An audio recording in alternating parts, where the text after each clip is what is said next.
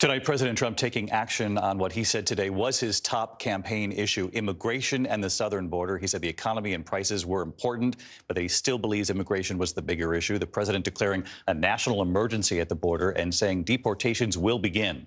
And tonight, the Mexican government now warning Mexicans in the U.S. what to do if law enforcement knocks on the door. ABC's Matt Rivers tonight in Tijuana. Donald Trump is back.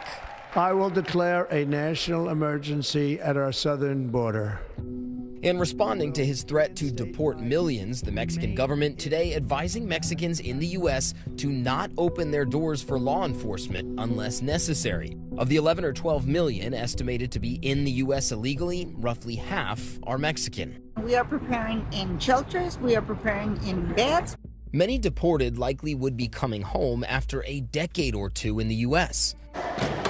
Sources close to the plan say Mexico is prepping another 24 shelters with tens of thousands of beds, not enough to meet demand.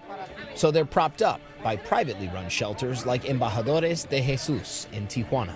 Is it hard to prepare for something that you don't really know what it's going to look like? It's called worst case scenario planning.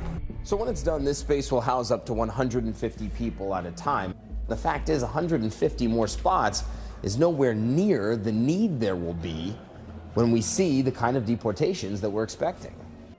President Trump today made seeking asylum much harder, canceling all appointments already set up by migrants.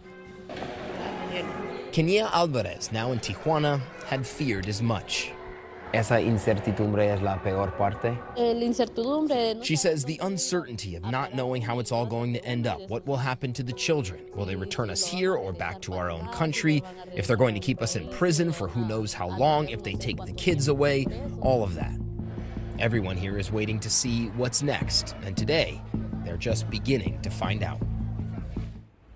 All right, our team on both sides of the border tonight. Let's go to Matt Rivers first. And he's in Tijuana, Mexico. And Matt, we saw the cancellations of those existing asylum appointments today at the U.S. border. And the president of Mexico, how is she responding tonight? Has she responded to what we've heard already from President Trump on day one? Has she signaled whether she's willing to cooperate with President Trump?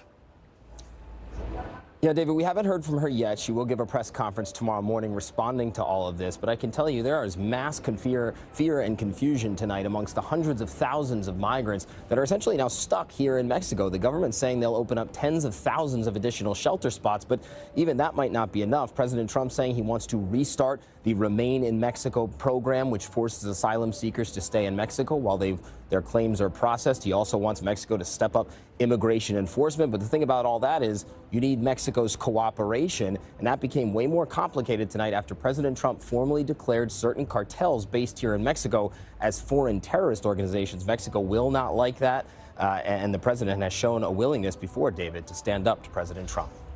A lot of eyes will be on the president of Mexico when she speaks tomorrow. Her first reaction to this publicly. Matt Rivers in Tijuana. Matt, thank you.